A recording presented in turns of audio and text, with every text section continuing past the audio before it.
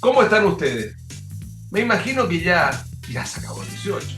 Solo les quiero decir que si en realidad este fin de semana fue largo, espérese el 18 que viene para el próximo año. Si está vivo, sano, está en Chile, porque va a ser en la mitad de semana. O sea, la farra va a ser, empiezan a juntar plata. Hoy quiero conversar post 18 con una figura de la política que ha estado medio, yo diría, separado hasta que vuelva a aparecer. Porque él fue presidente regional de la democracia cristiana, fue parte de la directiva nacional y renunció a la democracia cristiana. Y hoy día es el presidente regional de Amarillo. Para mí un gusto traer a su casa una conversación con Gustavo Paulsen. Gustavo, ¿cómo está usted? Muy bien, Rodrigo, también para mí un gusto estar en este programa de tan larga y prestigiosa tradición en la quinta región. Bueno, gracias por el piropo. Larga, cuán largo me lo fui a decir, pero el prestigio lo hace la misma gente que viene cuando son entrevistados, como espero que sea usted, y que uno pueda preguntar de todo y la gente se quede con una sensación de, bueno, que conoció algo del personaje. Hoy día, quiero partir al tiro. Uno dice, pero Paulsen, Amarillo. Si este cabro fue siempre mota cristiano, andaba con la flecha roja hasta en el colegio, en la familia. Eh, Cuéntenos usted cómo es esta desafección de la democracia cristiana y esta incorporación de Amarillo en que usted es el presidente regional.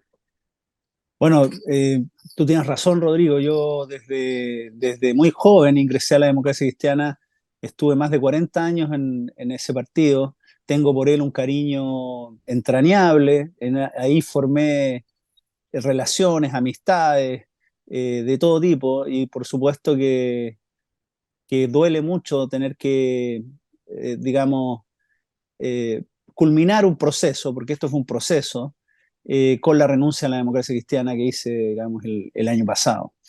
Y esto tiene que ver con causas más antiguas. Desde hace mucho tiempo creo que la democracia cristiana ha ido abandonando lo que fueron sus principales tradiciones, su estructura esencial, digamos, como un partido moderado, como un partido de centro, pero un partido muy, muy claramente decidido por la defensa de la democracia y los derechos humanos a lo largo de su historia. Un partido que además hizo una crítica y una reflexión profunda en el periodo de la dictadura respecto de lo que había sido su rol en el periodo de la Unidad Popular y durante el periodo de la dictadura, que le permitió fortalecer y engrandecer su postura en la transición a la democracia, y donde yo creo que jugó un papel fundamental, del cual tendremos que estar siempre agradecidos como país, que permitió una transición democrática entre una dictadura y una democracia que se realizó de manera Pero ejemplar. deténgase ahí, Uh deténgase ahí. -huh. Pero yo no sé si lo habrán contado, si lo habrán leído, pero que yo recuerde, la democracia cristiana, desde que formó el CODE en adelante, fue un partido golpista al principio.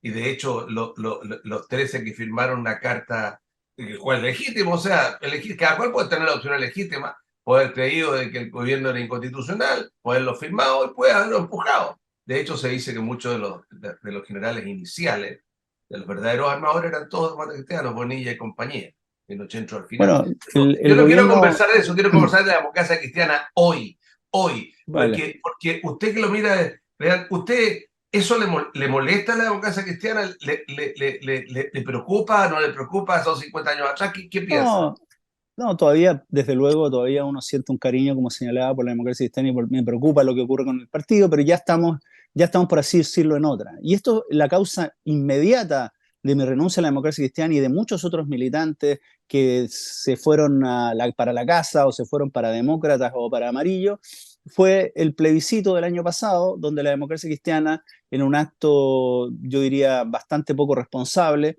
tomó la decisión también entre gallos y medianoche, sin consultar a las bases, de estar por la opción apruebo, que me parece a mí contrariaba, y lo dije en mi carta de renuncia, contrariaba los principios que la democracia cristiana siempre había enarbolado, porque apoyaba en el fondo una constitución que no era democrática y una constitución que nos iba a poner durante un periodo muy largo de conflictos, de incertidumbre para el país. Así que me pareció que lo más responsable era estar con la opción rechazo y por lo tanto en una posición distinta a la de mi partido en esa ocasión. Ahora, eso tiene que ver, me imagino, también con que la democracia cristiana siempre desde sus albores fue, y no sé si hoy día es, pero fue anticomunista. O sea, la flecha roja que cortaba dos mundos, cortaba el capitalismo y cortaba el comunismo. Esa es la nueva vía de la democracia cristiana, la imagen que todavía se mantiene. Y de hecho, salvo en el gobierno de Elwin, cuando se hizo, no tampoco ahí, tampoco, pero en el gobierno de Bachelet, hasta allí nunca la democracia cristiana había estado en un gobierno con los comunistas. Con Sí, Bachelet. sí, efectivamente. Bueno, la democracia cristiana surgió como un partido que fuese una nueva respuesta frente al dilema que vivimos en el siglo XX, ¿no? Entre los distintos totalitarismos, los totalitarismos de extrema derecha y los totalitarismos de extrema izquierda. Y proponía reformas muy profundas, al punto que el gobierno de Eduardo Frei se bautizó como la Revolución de la Libertad, ¿no es cierto? Es decir, era un partido profundamente reformista porque estábamos muy conscientes, estaban los demócratas cristianos muy conscientes de las injusticias que vivían países como Chile. Y creo Ve que que se le materializó nota, dice, éramos. Claro. absolutamente, todavía y lo reitero, mi corazón sigue siendo demócrata cristiano y creo que la democracia cristiana es la que se ha apartado de su tradición histórica. Pero lo importante es que esos gobiernos moderados, de centro, pero reformistas, son los que le han dado más progreso, más desarrollo al país. Pensemos en lo que fue el gobierno de Frei Montalva, pensemos en lo que fue el gobierno de Patricio Elwin, el gobierno de Eduardo Frei Ruiz-Tagle, los gobiernos de la concertación en los cuales participó la democracia cristiana, ya sea conduciendo o participando de la coalición gobernante, son los gobiernos más estables, más de mayor desarrollo, de mayor progreso. Indudablemente, en cualquier estadística que traigamos a colación, esos gobiernos brillan como gobiernos en el cual el país progresó, y lo que hoy día somos se debe en gran parte a el trabajo político que durante esos gobiernos se realizó. Ahora, Lamentablemente hoy día, lamentablemente hoy día la política está en un nivel bastante más bajo que en esos años y por eso creo yo que estamos viviendo las dificultades que vivimos. ahora en el gobierno de Frei Montalva, que para la elección de Frei Montalva, la democracia cristiana fue unida con la derecha, todos contra Allende, el 64. De allí se descendieron varios grupos y políticos que crearon primero en la época del gobierno de Frei el MAPU, que después llamó en dos MAPU, el MAPU X y el MAPU obrero campesino, después la izquierda cristiana a principios del gobierno de Salvador Allende. Hoy, si usted estuviera allí, ¿habría sido de cuáles? ¿De lo que estaba, de lo que se quedaron dentro de la cristiana? ¿O se habría transformado habría sido un dirigente del MAPU o de la izquierda cristiana? Bueno, es difícil saberlo, pero yo creo que me habría mantenido la democracia cristiana, aunque en el MAPU y la izquierda cristiana hay gente muy brillante que en esa época estaban obnubilados, eh, enceguecidos, digamos, por el brillo de la revolución, por la etapa que venía de la revolución de mayo del 69, por la revolución cubana, etcétera, que romantizaba esa lucha revolucionaria en la cual cayeron muchos jóvenes de distintos sectores Mayo políticos. Pero eso, del 67, querido. bueno, pero esa, digamos, vorágine revolucionaria cayeron Sí. muchos, pero muchos de ellos, con el paso del tiempo, se transformaron en líderes muy conscientes que contribuyeron mucho al desarrollo del país desde el MAPU, desde el PPD, desde el PS y desde la democracia cristiana también. Así que Aunque, hubo un... aunque muchos de ellos también que contribuyeron mucho al clima odioso del final de la UP. Pero yo se lo pregunto, se lo pregunto desde el punto de vista de la escisión, de la salida. Porque la salida de ese grupo, que fue bastante importante, podría asimilarse a lo que significa hoy día la salida de la democracia cristiana, pero de un grupo, yo diría, tanto más fuerte y representativo que el otro. Se fueron la Jimena Rincón, Ujú. se fue los Walker, se fue Perilloma, se fue, qué sé yo, Arriagada, se fue un sinnúmero de gente que era la democracia cristiana propiamente tal. Eh, y uno se pregunta, ¿para qué? ¿Con qué objeto? ¿Cómo avanza aquello cuando estamos a puertas de un nuevo animal que estamos engordando con demasiada grasa, como este proyecto constitucional, como dice un ex constitucionalista, profesor, y que vuelven a engordarlo y que lo más probable se rechace, dicen? Pero hoy día, ¿para dónde van estos mundos? Hay amarillo, hay un partido demócrata, está la democracia cristiana, el partido radical, si que existe un poco o no existe, los pocos que quedan, el PPD, ¿para dónde van? Bueno, yo en lo personal, y creo que en esto coincido con la mayoría de las personas que están en este proceso, desde distintos partidos, lo que queremos es reconstruir un centro político que represente el sentido común nacional. Yo creo que la clase política hoy día se ha distanciado de la gente. Parte del fracaso de este proceso constitucional, que parece no terminar nunca, tiene que ver con el distanciamiento de la clase política respecto de las preocupaciones ciudadanas. Eh, en fin, hoy día parece todo polarizado, todo en blanco y negro. Y nosotros pensamos que es posible tener una política de seguridad ciudadana, por ejemplo, que sea muy inflexible, muy dura con la delincuencia, pero que al mismo tiempo respete los derechos humanos. Pensamos que puede haber un Estado social y democrático de derechos, pero que al mismo tiempo se respete el libre mercado, el fondo, la economía social de mercado que aplicamos durante los gobiernos de la concertación. Es decir, no creemos en este país en blanco y negro que nos trata de poner tanto la derecha extrema como la izquierda extrema. Creemos que hay un gran espacio en el cual podemos poner de acuerdo gente que piensa muy distinto, pero que sí podemos ponernos de acuerdo, como digo, en una propuesta de desarrollo para el país que sea inteligente, que sea consciente, que sea respetuosa de los derechos ambientales, de los derechos humanos, de los derechos de las personas, pero que al mismo tiempo tenga energía y capacidad para hacer las transformaciones que indudablemente tenemos que hacer como país. Y me parece que la lucha polarizada hoy día en blanco y negro que estamos viviendo se ha perdido esa capacidad de encuentro y esa capacidad de diálogo que es imprescindible para hacer frente, digamos, a todas las dificultades que tenemos como país. La gente mayor, como yo, se recuerda los años difíciles del enfrentamiento de Chile, el 70 al 73. Se recuerda que el concepto amarillo, no, al revés, no, ahí está bien. El concepto amarillo, George Paulsen, venía de una caracterización que tenía la izquierda más extrema, de aquellos que estaban en el medio. Sí, tenía una canción, usted no es nada, no es chicha, ni limoná, amarillo. Y usted se pone Uh -huh. ese nombre. Es decir, es una manera de distanciarse definitivamente de la izquierda más extrema, es una manera de diferenciarse un poco de la actual democracia cristiana, o es una manera bueno, de aglutinar, porque ¿para dónde va esta micro? Si nosotros, este país, si se sigue fragmentando políticamente en términos de partido, puede llegar a que, no sé, porque aparezca un Milei el día de mañana. Bueno, eso puede ocurrir. Hoy día el riesgo del populismo existe, pero no por esta fragmentación política, existe por esta polarización en la que hoy día estamos y la incapacidad de la clase política de respuesta a las preocupaciones ciudadanas, como está ocurriendo efectivamente hoy día en Argentina.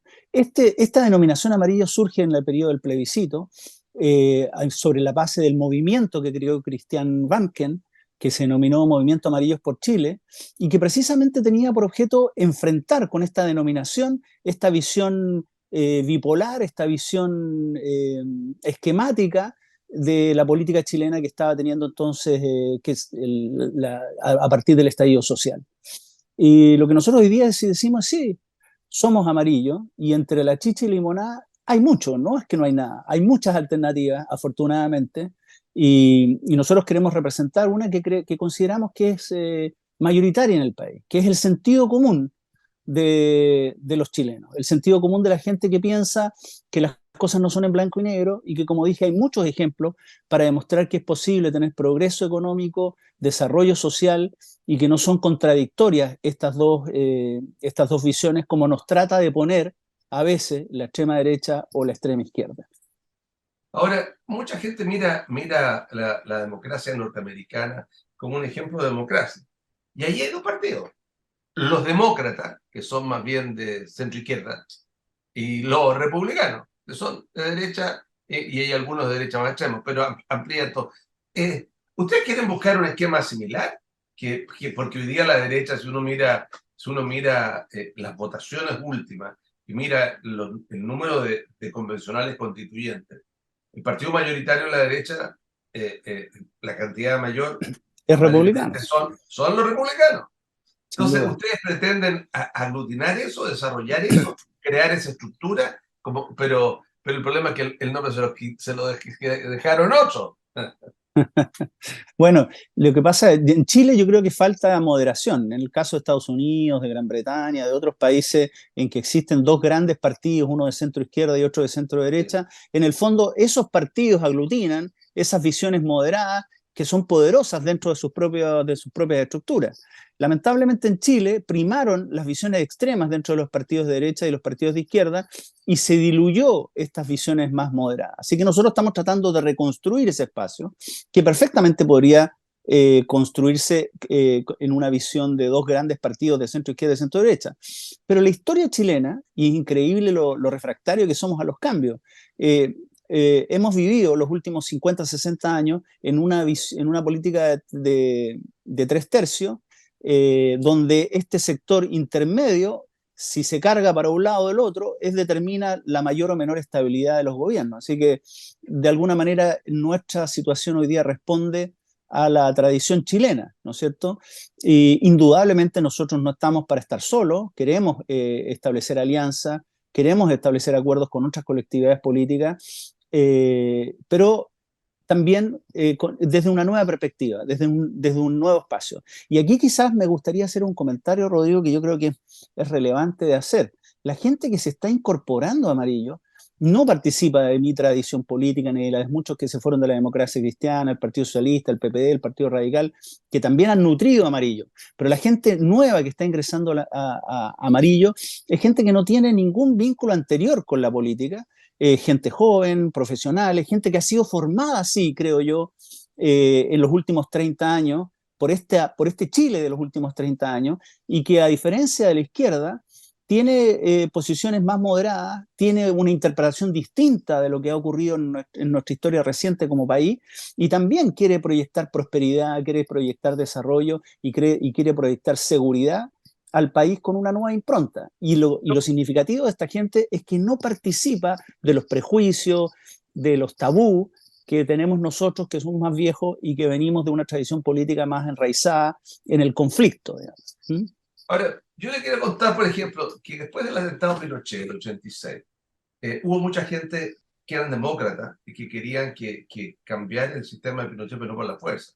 Y entonces se empezaron a juntar, se juntaban aquí en el Hotel Alcázar, bajo la Chiva, que era un club de tango, y que iban un montón de personas de diferentes pelajes y que además de diferentes edades, muchos de ellos ni siquiera nunca habían participado en política.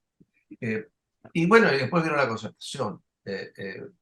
Hoy día ustedes están empezando a juntarse en conjunto, porque yo lo escucho a usted, y escucho a un demócrata, y escucho a un demócrata cristiano, y escucho a un radical, y algunos PPD, y es lo mismo. Pero partido en cuatro son nada, van a hacer nada. ¿Por qué no se juntan? ¿No? Nosotros tenemos una visión de confluir, desde luego, con otras visiones políticas. Hubo un momento culmine en esto, ¿no? ¿Cierto? Que fue el plebiscito del año pasado, donde se marcaron aguas.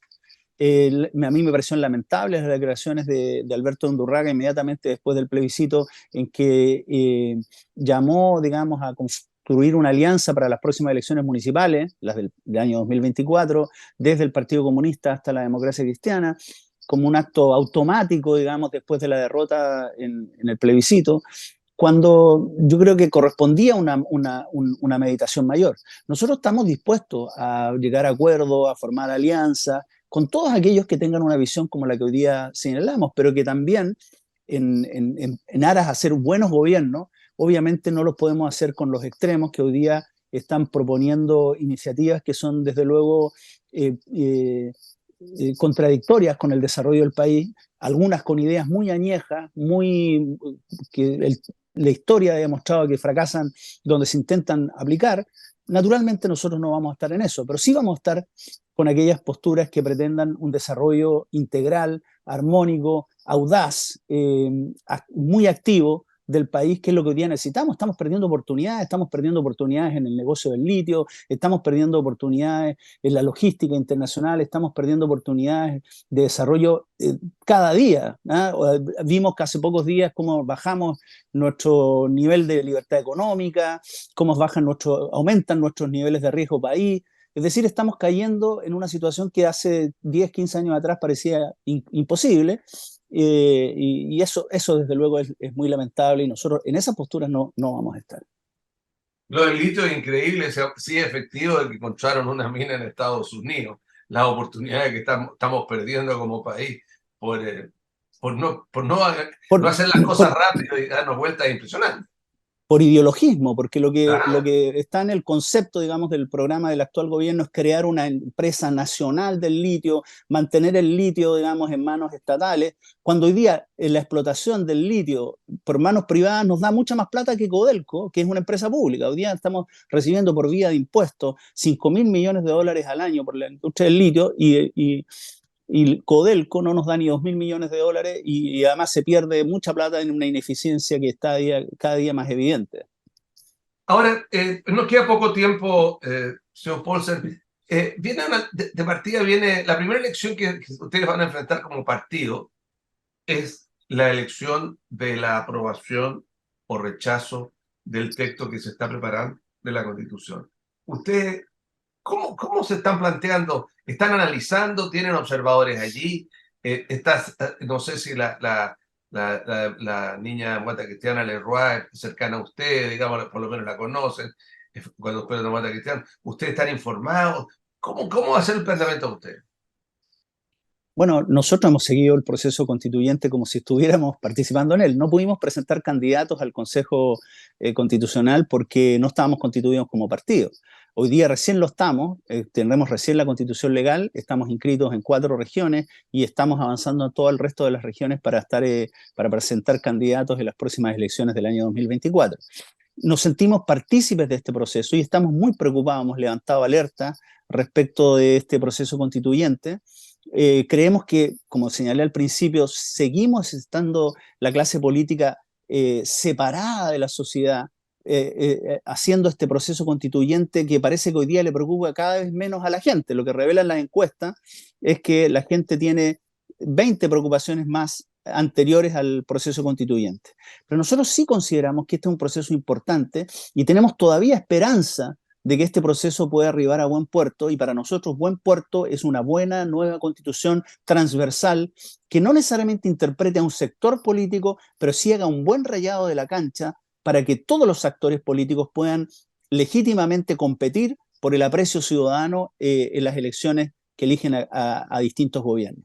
Y para eso faltan algunas cosas. El fin de semana se construyó una declaración conjunta entre demócratas y amarillo con el objeto de que tanto republicanos como Chile Vamos y en general aquellos partidos que están conduciendo este proceso en el Consejo Constitucional recapaciten respecto de algunas medidas que pueden ser muy legítimas. Hay algunas propuestas que ha hecho republicanos y Chile Vamos que indudablemente son coherentes con lo que ellos piensan, muchas de ellas incluso las compartimos, pero creemos que en aras de una constitución que interprete a las grandes mayorías nacionales y nos permita pasar esta etapa, es necesario moderar algunas de esas propuestas, y en ese sentido nosotros hicimos esta carta porque no queremos llegar ahora a diciembre a estar en contra nuevamente de un proceso constitucional. Y para eso todos tenemos que poner un esfuerzo significativo. Ahora, todavía queda, vemos las noticias de los diarios, en la televisión, que dicen que se aprobó tal medida, tal otra. No nos olvidemos que este proceso todavía tiene etapas que no se han cumplido. Falta una vez que termine este texto, que se tiene que escuchar a los expertos, y después incluso se puede formar una comisión mixta, con el objeto, digamos, de salvar las etapas que vienen. Así que yo creo que todavía hay agua que tiene que correr debajo de los puentes, y tenemos todavía también la esperanza de poder construir una constitución que sea mayoritaria y que le permita salir de esta etapa en que estamos entrampados como país, para preocuparnos realmente de todos estos temas que estábamos hablando y que son los que realmente le preocupan a la gente. Ok, agradezco la posibilidad de conversar con usted, señor Porcel. Espero que su partido florezca y crezca y pueda tener participación parlamentaria y voz ciudadana, pero al partir todas las cosas son difíciles. Bueno, y lo felicito por la valentía también, porque hacerse cargo de un buque cuando no tienen una caja de fósforo, hay que tener valentía para que... Le agradezco mucho, Rodrigo. Bueno, estamos creciendo y con mucha energía y con mucha alegría, así que espero al igual que usted, que nos vaya bien por el bien de todos, sobre todo en esta región, donde todavía queda mucho por hacer para salir adelante de tantas dificultades que tenemos. Un abrazo grande y muchas gracias por su invitación. Ok, igualmente, Gustavo Porcel. Y usted lo ve ahí, su nuevo cargo. Él es hoy presidente regional de Amarillo, Gustavo Porcel. Que estén ustedes muy bien.